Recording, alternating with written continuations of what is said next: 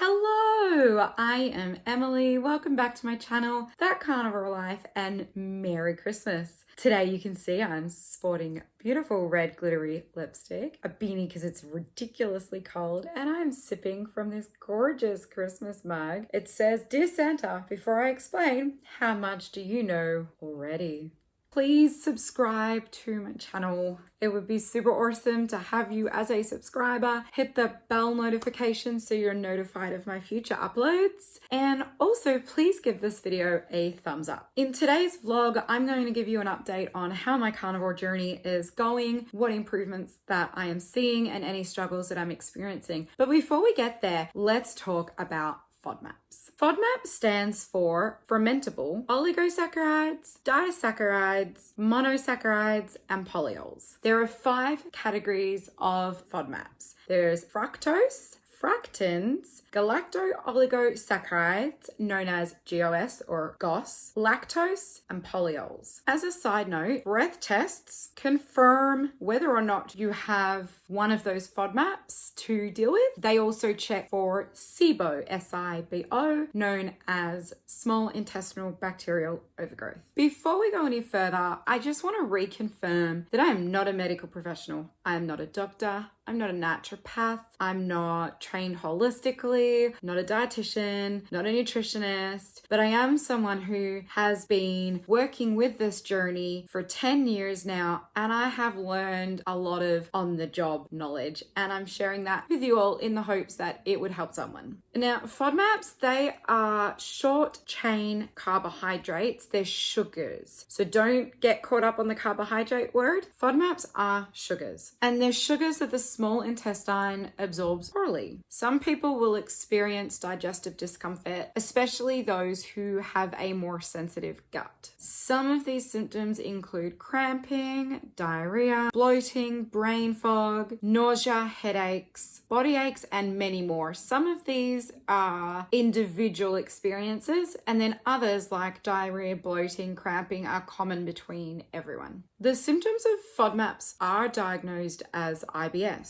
Therefore, it's super important to get checked for an IBD, such as Crohn's or colitis. And Crohn's is actually quite difficult to get diagnosed, but it is super important to get cleared of any of those before having a diagnosis of IBS stick. I'd also like to clarify that IBS is not a condition like multiple sclerosis is a condition. IBS is a group of symptoms that are the result of a condition. So somebody who has Crohn's may experience IBS symptoms. It is an irritable bowel syndrome. It is the result of something else, and when that something else is resolved, then the IBS goes away. It is not of itself a condition. It is a symptomatic response. Now, you yourself or someone you know may be like, I can eat anything. I don't have any issues. I've got no allergies. I've got no malabsorptions. Well, let me tell you, they do. See, fructans and galacto-oligosaccharides are malabsorbed by every single human being on this earth. The difference, however, is that, let's call it a spectrum. Some people won't experience any symptoms that cause a problem in their life, whereas other people experience symptoms that are really debilitating. Let's look at beans, for example. Actually, in Australia, baked beans, everyone knows when you consume those beans, you will pass a lot of gas. Now, that is actually a symptom of the galacto-oligosaccharides being malabsorbed. Somebody who would be diagnosed with irritable bowel syndrome would eat those same beans. Not only would they have the gas, but they would have severe bloating or bloating. They would have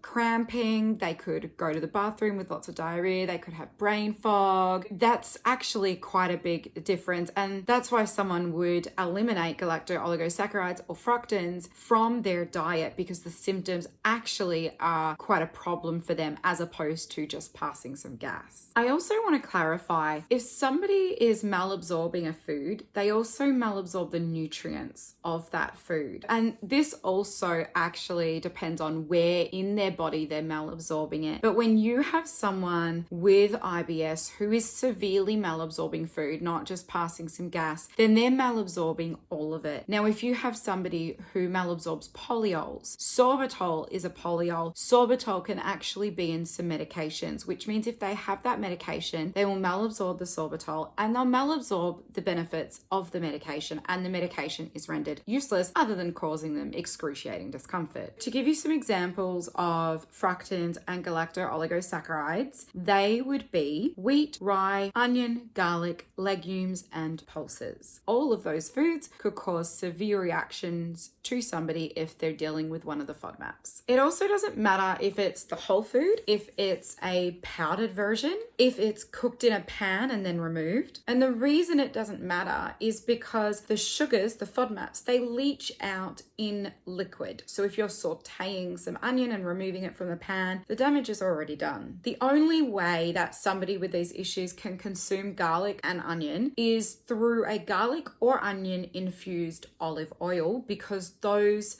FODMAPs don't leach out in the oil. You might be thinking, oh, I mean, that sounds like me, or it sounds like my sister or my cousin or my dog. Maybe a dog has that issue. I don't know. I guess it's possible. What do I do? Well, here's what you do. You follow the FODMAP diet. The FODMAP diet was developed in 1999 by Dr. Sue Shepherd. Limiting FODMAP containing foods is the most recognized way around the world to treat IBS currently. Typically what happens is somebody would eliminate all the FODMAP foods and only consume foods known as being low FODMAP. And they would do this for 6 to 12 weeks, depending on their symptoms and how long it takes for those symptoms to completely disappear. Once all symptoms have completely disappeared, they take one food, for example, an apple, and they consume a very small amount on day 1, 3, and 5. Day 1 could be 2 thin slivers. Day 3 could be maybe an eighth of an apple. And then day 5 could be a quarter of an apple. Now, they would only continue with day 3 and day 5 if they haven't had a reaction.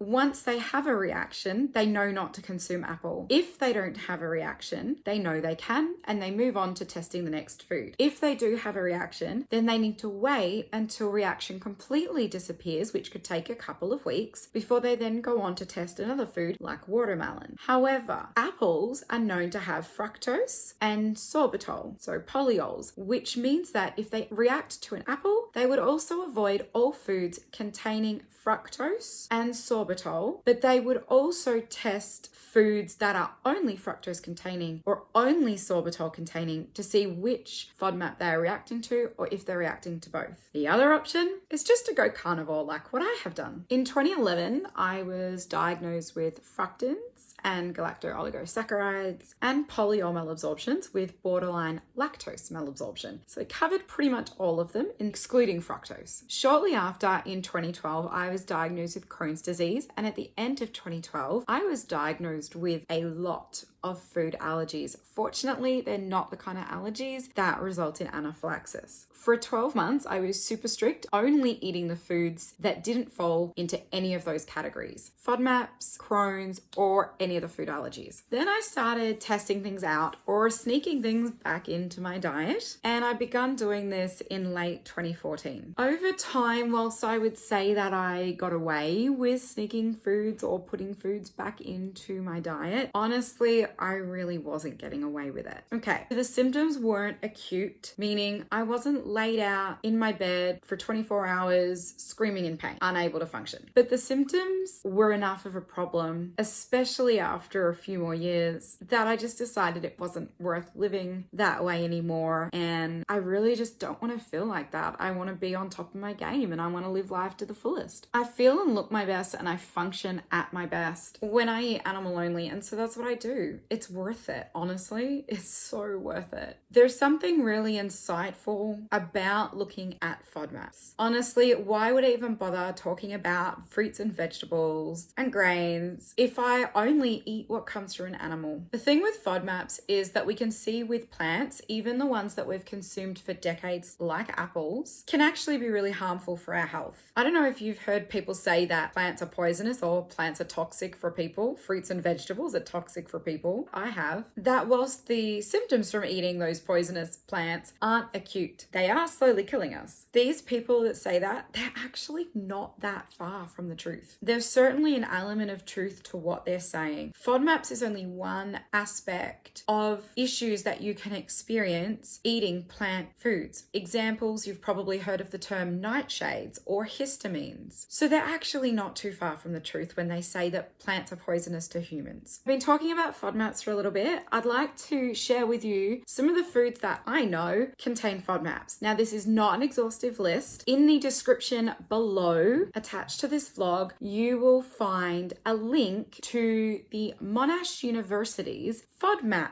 application that you can get on the app stores, which will help you identify what foods contain FODMAPs if you're wanting to remain eating fruits and vegetables and aren't ready to do something like carnivore. Fructose. The first F. Foods that contain fructose are things like agave, honey, apples, high fructose corn syrup, pears, prunes, sorghum, asparagus, artichokes, leeks, and onions. The second F is fructans. These are onions, garlic, wheat, shallots, barley, cabbage, broccoli, and pistachios, just to name a couple. Then we have galacto-oligosaccharides. They are all legumes, cashews, pistachios, green beans, and butternut squash. Again, this list is not exhaustive. Then we have polyols. These are stone fruits, sugar-free foods, so gums, ice cream, avocados, mushrooms, erythritol, lactitol, maltitol, mannitol, sorbitol, xylitol, and isomalt. So anything that ends in ol is going to be a polyol, as well as isomalt. Cauliflower, celery, peas, and watermelon. The last FODMAP is lactose. This is loose cheese, milk, cream, yogurt, any liquid type dairy. So butter and formed cheeses are actually low lactose. So things like brie, camembert, cheddar, parmesan, they are actually okay to eat. Obviously not in excess.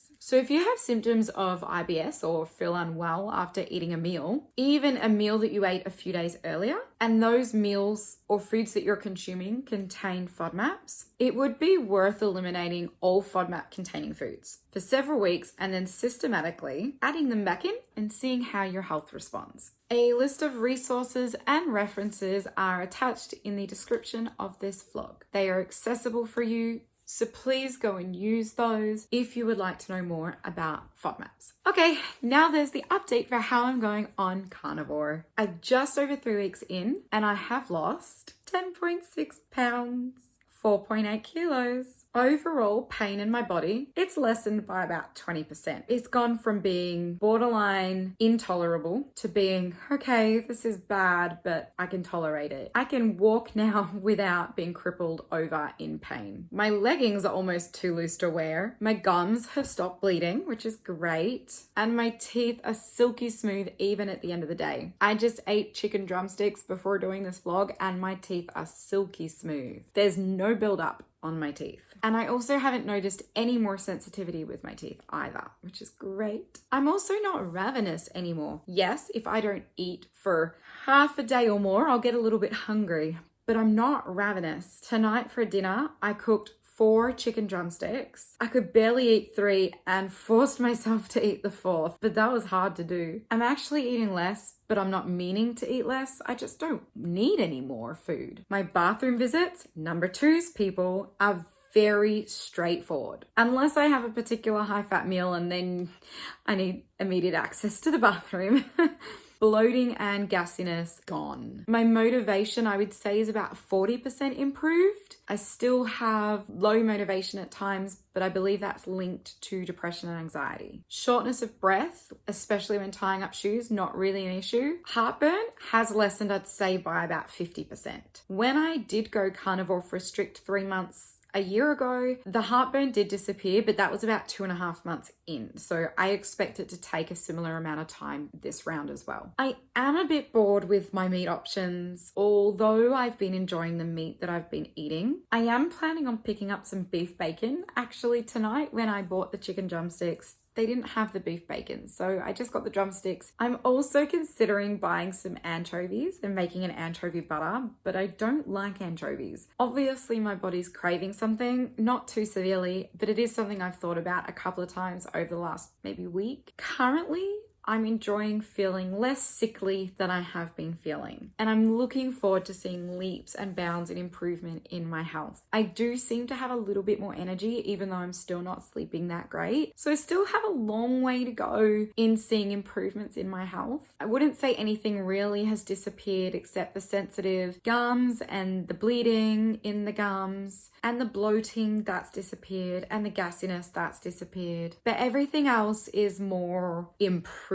as opposed to disappeared at this point in time. Please comment your questions, comments, and thoughts down below. I'd love some interaction from you. That would be super cool. Hit the thumbs up to like this video, subscribe to my channel, select the bell notification to be notified of future uploads, and please share my channel and my videos with your friends and family. Head over to my Instagram, thatcarnivorelife.gram, to see some snippets from my daily life. Thank you for joining me at That Carnivore Life. Merry Christmas, and I'll see you next time.